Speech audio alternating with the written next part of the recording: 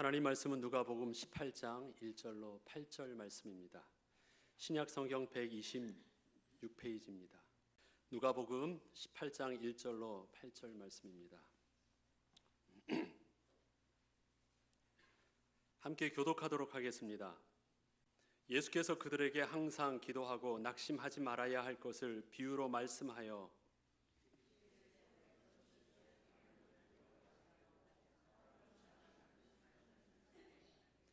그 도시에 한 과부가 있어 자주 그에게 가서 내 원수에 대한 나의 원한을 풀어 주소서 하되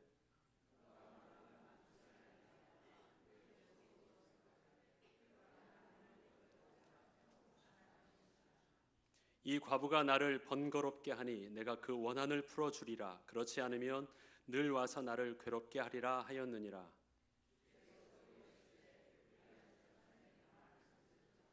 하물며 하나님께서 그 밤낮 부르짖는 택하신 자들의 원한을 풀어주지 아니하시겠느냐? 그들에게 오래 참으시겠느냐? 내가 너희에게 이르노니 속히 그 원한을 풀어주리라. 그러나 인자가 올 때에 세상에서 믿음을 보겠느냐 하시니라. 아멘. 기도하겠습니다. 하나님, 오늘도 이 시간 주님의 은혜를 구합니다. 너희 보는 것을 보는 것이 복되다 말씀하시고 너희 듣는 것을 듣는 것이 복되다 말씀하신 주님, 하나님의 음성을 듣게 하시고 주님의 마음을 품게 하시며 그 말씀이 옳은 줄 알거든 믿음으로 아멘하며 순종할 수 있도록 담대함과 용기도 허락하여 주옵소서. 그래야 해서 오늘 예배를 통해서 전무후무한 하나님의 응답을 누리는 축복의 시간 되게 하여 주옵소서. 예수님의 이름으로 기도합니다. 아멘.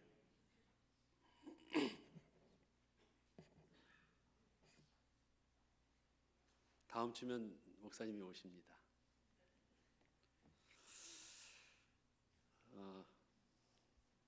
3주를 놓고 이제 2주 지나면서 마음에 부담되는 부분들도 있고 또 하나님이 제게 주신 또 시간이라 생각들도 들고 많이 기도하게 되었습니다.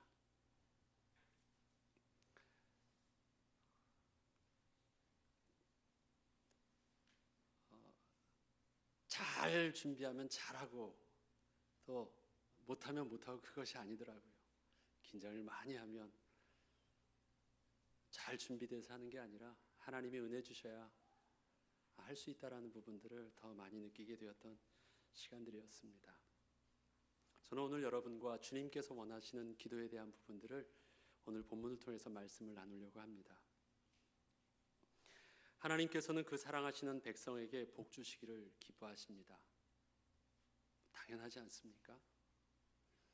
우리가 기도할 때 응답 주시기를 원하시는 분이십니다. 어떻게 해서든 우리에게 좋은 것을 주시기를 원하시는 분이시지만 반대로 안 주시려고 하시는 분은 분명히 아니십니다. 하나님이 우리를 향하신 마음이 그러하심에도 불구하고 우리는 여전히 하나님의 은혜와 축복 그리고 기도 응답에 대해서는 여전히 부족함을 느끼는 것도 사실입니다. 그 이유는 무엇일까요? 오늘 읽은 본문은 이러한 제자들에게 기도의 비밀을 가르쳐 주시려는 예수님의 마음이 잘 담겨져 있는 본문입니다. 예수님께서 누가복음 18장 1절에 예수께서 그들에게 항상 기도하고 낙심하지 말아야 할 것을 비유로 말씀하여 이르시되라고 말씀하십니다. 항상 기도하고 낙심하지 말아야 할 것을 가르쳐 주시려고 하시는 것이에요. 이것을 우리 입장에서 본다면 우리는 왜 항상 기도가 안 될까요? 또 하나는 기도하다가 왜 우리는 늘 낙심하는 이유는 무엇일까요? 두 가지 문제가 우리에게 있다라는 것들을 주님이 알고 계신 것이고 우리의 문제라는 것이 정직한 우리의 고백인 것입니다. 왜 항상 기도가 안 될까요? 그러니까 항상 기도가 안 될까요가 아니라 항상 기도가 안 될까요? 기도하다가 낙심하는 이유는 무엇일까요? 항상 있는 우리의 이러한 질문에 예수님께서는 불의한 재판장과 과부의 비유를 통하여 항상 기도할 수 있고 기도하다가 낙심치 않고 계속하여 응답받을 수 있는 비밀을 말씀해 주셨습니다. 그러나 오해하지 말아야 할 것은 저는 오늘 본문을 통하여 여러분께 어떠한 응답받는 노하우를 알려드리려는 것은 아닙니다. 우리의 신앙은 어떠한 목적한 바를 이루기 위한 노하우가 아니기 때문에 그렇습니다. 기도 응답의 방법을 터득하면 원하는 대로 다 얻을 수 있는 그러한 것이 아닙니다. 우리의 신앙은 거룩하신 하나님과 전인격적인 관계를 맺는 것이기 때문에 그렇습니다. 어떤 물건을 기계를 다루는 거라면 움직이는 노하우가 필요하겠지만 우리는 거룩하신 하나님과 전인격적인 관계를 맺는 것이기 때문에 그렇습니다.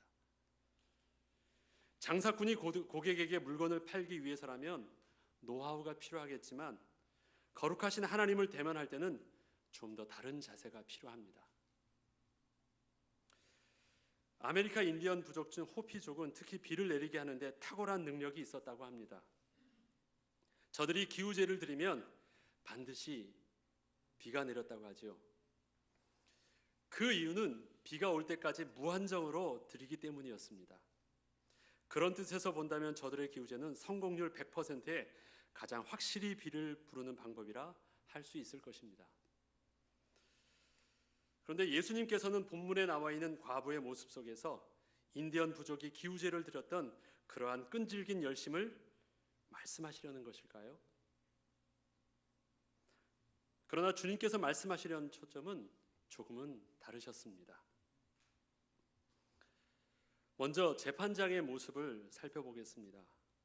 그는 하나님을 두려워하지 않을 정도로 악하고 불의한 자였습니다.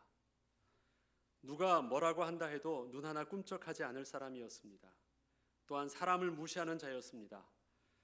자기에게 뇌물을 주면 들어주고 자기와 상관이 없으면 관심도 없어 하는 자였습니다. 그리고 과부를 보면 그는 남편을 잃고 아무 의지할 데 없는 가난한 여인이었습니다. 누군가에 의하여 억울한 일을 당했지만 그대로 당하고 있을 수밖에 없었던 사회적인 약자였습니다. 과연 앞서 언급한 그러한 재판장이 과부가 와서 간청한 것 때문에 그의 마음이 움직였던 것일까요? 재판장은 자신이 과부의 원한을 풀어준 이유를 분명하게 밝히고 있습니다.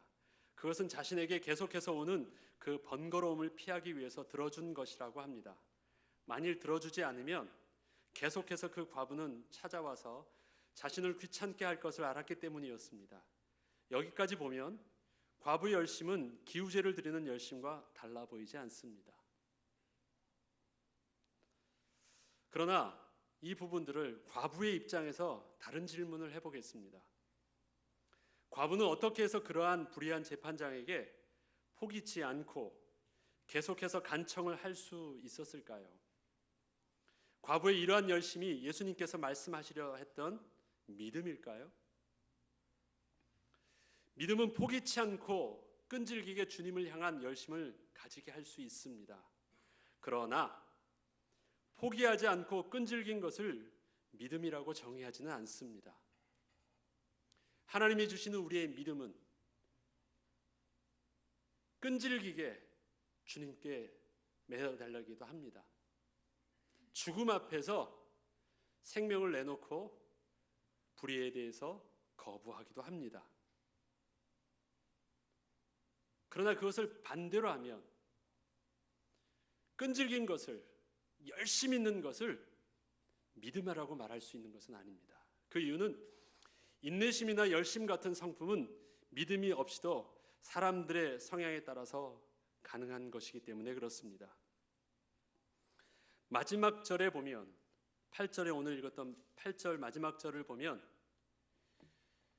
그러나 인자가 올 때 세상에서 믿음을 보겠느냐라고 말씀하실 때 예수님께서 지금 세상에서 끝까지 열심히 믿는 자를 내가 못 찾겠다라고 하시는 말씀을 하시려는 것은 아닐 것입니다. 7절에 보면 하물며 하나님께서 하시는 말씀이 있습니다. 하물며 하나님께서 그 밤낮 부르짖는 택하신 자들의 원한을 풀어주지 아니하시겠느냐? 그들에게 오래 참으시겠느냐?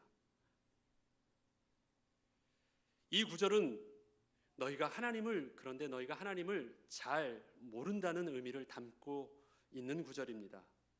너희가 하나님이 어떠한 분이신지 잘 알기만 하면 그러한 기도를 할 수 있다고 말씀하십니다. 주님은 과부의 끈질긴 간청 속에서 보셨던 믿음의 속성을 그 사랑하시는 백성들에게서 보기를 원하신 것입니다. 우리는 과부의 열심 있는 행동만을 본받으려 하기 전에 그가 그러한 열심을 낼 수밖에 없게 하였던 그 비밀과 그 이유에 관심을 가져야 하겠습니다. 그 비밀이 우리에게도 항상 기도하고 낭망치 않을 수 있게 하는 영적인 비밀이 되기 때문에 그렇습니다.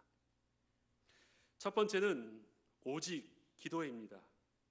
유일한 방법입니다. 그런데 그 기도는 내가 하나님께 요구한다라는 것이 아닙니다.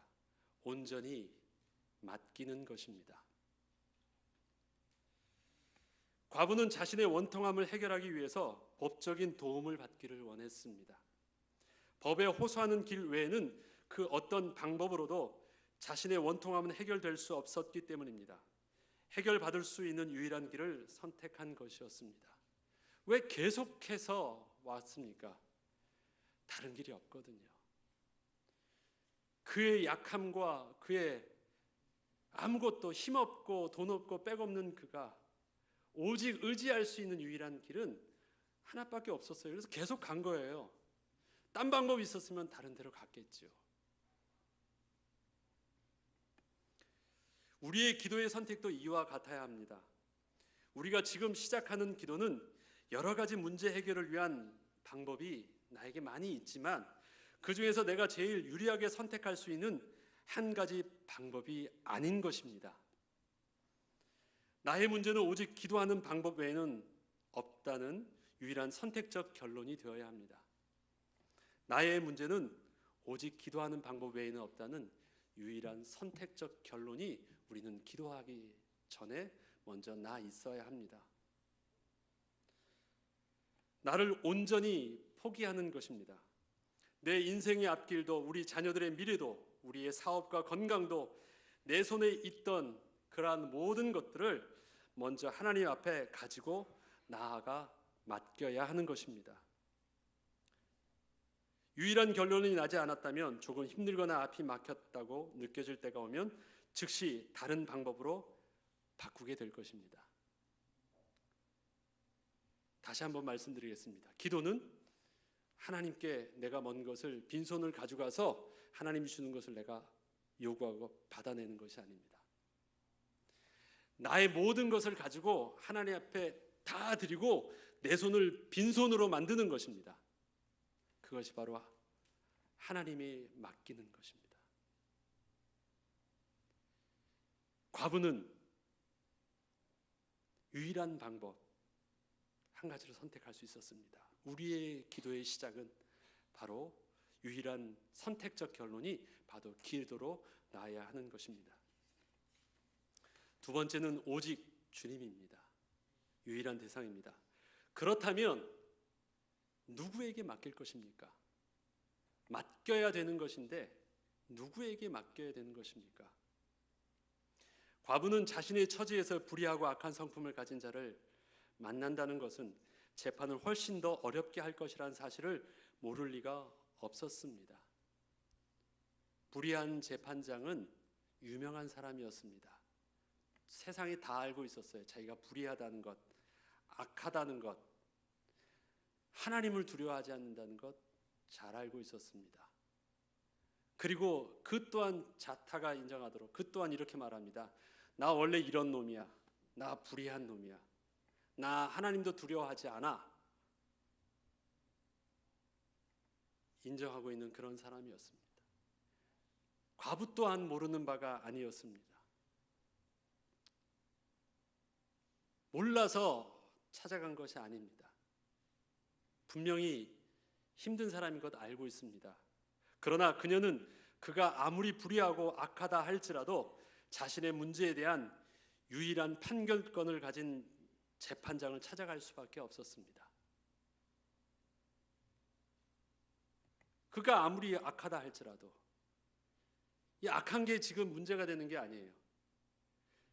그 사람이 땅땅땅 쳐주어야지 결론이 나는 유일한 판결권을 가진 사람이었기 때문에 그렇습니다.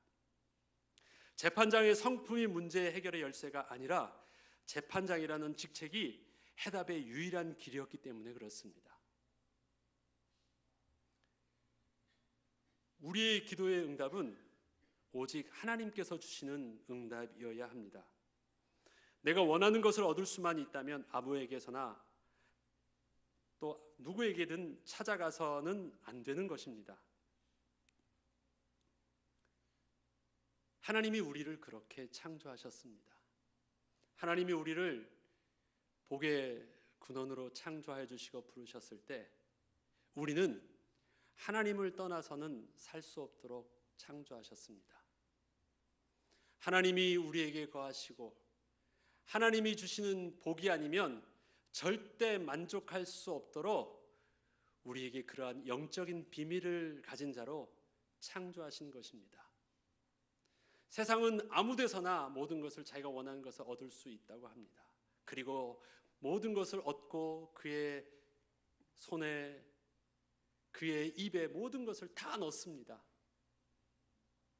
그러나 배부를 줄 알았는데 배부르지 않고 해결할 줄 알았는데 더 갈급하고 끝날 줄 알았는데 다른 문제로 계속 오는 그 이유는 무엇입니까? 그것이 하나님으로부터 오는 복의 비밀이 아니기 때문에 그렇습니다. 우리의 영혼은 하나님이 주시는 은혜와 복이 아니고서는 절대 만족할 수 없는 그러한 영적인 비밀을 가진 존재입니다. 그렇기 때문에 우리의 기도 응답 또한 오직 하나님께서 주시는 응답이어야 하는 것입니다. 우리의 복의 근원 되시는 하나님, 우리의 왕 되신 하나님, 그리고 우리의 인생의 생사화복을 주관하시는 창조주 하나님께 나아가 하나님의 약속을 붙잡고 그 언약에 근거하여 기도하는 것입니다. 도울 힘없는 인생들을 의지하거나 다른 그 어떤 곳에서 얻을 수 있는 것이 아닙니다. 그것이 우리가 하나님께 나아가 기도하는 것입니다. 딴 데 가라고 말을 하더라도 계속 가는 이유가 그것입니다. 하나님밖에 없으니까요. 세 번째는 오직 믿음입니다. 우리에게 유일한 약속이 있습니다. 그것은 우리가 어떻게 기도할 것인가라는 방법적인 부분입니다. 그러나 이 방법도 저는 여러분에게 방법이라는 여러분이 알고 있는 개념의 방법과는 다른 개념을 말씀드리려고 합니다. 재판장은 과부의 지속된 간청을 통해서 과부가 자신의 악하고 불의한 성품의 자비를 구하고 있지 않고 자신의 재판장이라는 그 직책에 끈질기게 호소하고 있는 것을 보았습니다. 그녀는 반드시 자기의 문제가 해결되기를 원했고 그 방법은 재판이 유일한 길임을 확신하였으며 그 핵심의 길을 가진 자가 바로 자기 앞에 있는 재판장임을 알고 자기에게 온 사실을 알게 되었습니다. 이 정도 된다면 무시해버리거나 으름장 놓아서 쫓아낼 수 있는 그런 방법은 그녀에게 안 통한다는 것을 알게 된 것입니다. 이것이 끝이 나려면 과부의 원한을 법적 판결로 풀어주어야 끝이 난다는 결론에 이르게 된 것입니다. 우리가 하나님께 기도할 때 하나님께 어필해야 될 내용이 있습니다. 그것은 단순히 열심 있는 우리의 행동이 아닙니다. 내 열심에는 이유가 있다는 것을 그 열심 속에 담아내야 하는 것입니다. 열심만이 필요한 것이 아닙니다. 나는 왜 열심히 하고 있는지. 우리 많은 기도를 다양한 방법대로 하지요. 때로는 금식 기도도 하고 때로는 작정 기도도 하고 새벽 기도든 저녁 기도든 우리는 많은 기도를 합니다. 그러나 우리의 모든 신앙생활 속에서는 그러한 외형적인 것보다 더 중요한 것이 있는데, 내가 왜 하나님께 이렇게 하고 있는지에 대한 그 비밀이 하나님과 통해야 되는 것입니다. 나는 하나님이 필요합니다. 나는 하나님의 은혜가 필요합니다. 하나님께서는 그 은혜와 축복을 받는 비밀을 주님께서 말씀해 주신 기도의 비밀을 통하여 우리에게 가르쳐 주셨습니다. 기도는 하나님 자녀만이 유일하게 누릴 수 있는 축복의 비밀입니다. 때문에 우리의 기도 속에는 내가 하나님의 약속의 자녀라는 당당함과 기쁨, 그리고 감사가 우리가 기도할 때 담겨 있어야 하는 것입니다. 이것은 꼭 그러한 내용을 우리의 기도 속에 넣으라는 것을 말하는 것이 아닙니다. 우리의 기도의 태도 속에는 분명히 영적인 비밀을 담을 수 있기 때문에 그렇습니다. 그리고 담아내야 하는 것이기 때문에 그렇습니다. 어린 3살, 4살짜리 아이가 아빠에게 하는 말은 어떻습니까? 존댓말도 잘 쓸 줄 모르고 내용도 조리가 없습니다.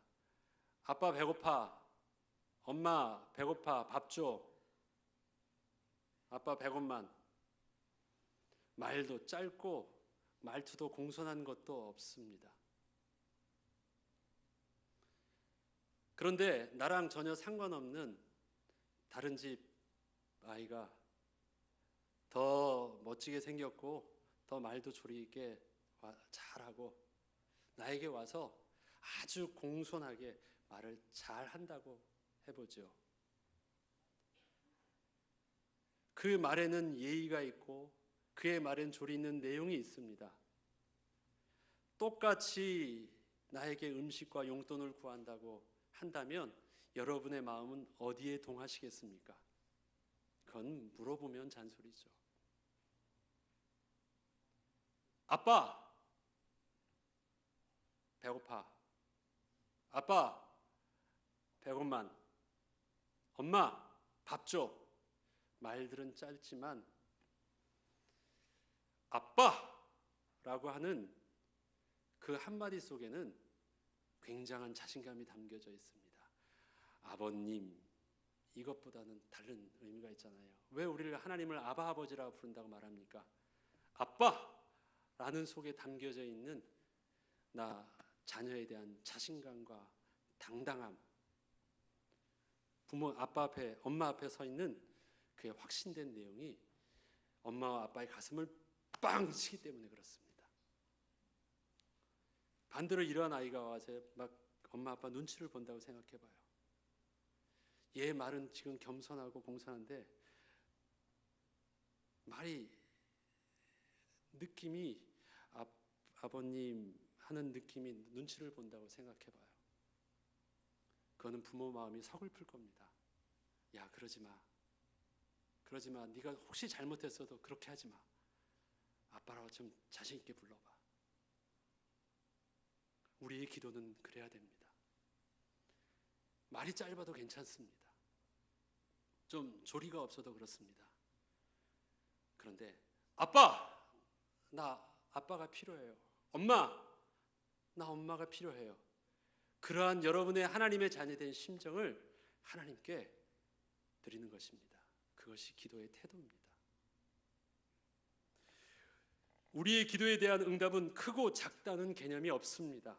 우리의 수준으로 볼 때는 크고 작음이 보여서 때론 놀라기도 하고 때론 무덤덤하기도 하겠지만, 하나님 수준에서 본다면 마치 죽은 자가 살아나는 것과 감기에서 회복되는 것이 별반 다르지 않은 역사가 될 것이기 때문에 그렇습니다. 우리의 기도에 대한 응답의 감격은 기도 응답의 수준 차이 속에서 나오는 것이 아니라 그 응답의 주체가 하나님이시라는 사실에 있습니다. 과부보다도 못한 나를 위해서 만유의 주가 되시는 하나님께서 친히 역사하셔서 응답을 주셨다는 사실에 감격해야 하는 것입니다. 우리가 작은 것까지도 하나님께 기도해야 하고 기도할 수 있는 이유가 여기 있습니다. 비록 기도의 내용은 별것 아닌 것처럼 보여도 그 응답하심에 대한 우리의 감격의 크기는 여전히 동일한 광대하신 하나님으로 인하여 얻는 감격이요 기쁨이기 때문에 그렇습니다. 하나님이 주시는 것으로 얻어지는 기쁨이 아니라 하나님 자신으로 인한 기쁨의 비밀을 누리게 될 때 우리의 기도는 항상 기도하고 포기치 않는 비밀을 누리게 될 것입니다. 내가 이런 기도에 응답받았어. 그것을 자랑하는 것이 아닙니다. 내가 하나님께 기도했는데 하나님이 응답 주셨어. 그것이 우리에게 의미가 있는 것입니다. 천지를 창조하신 하나님이, 만유의 주 되신 하나님이 나의 아버지가 되신다는 사실들이 확인되는 순간이니까요. 그리고 내가 그의 자녀라는 것이 아주 당당하게 자랑할 수 있는 순간이니까요. 기도 응답 받았다라는 것, 내용보다도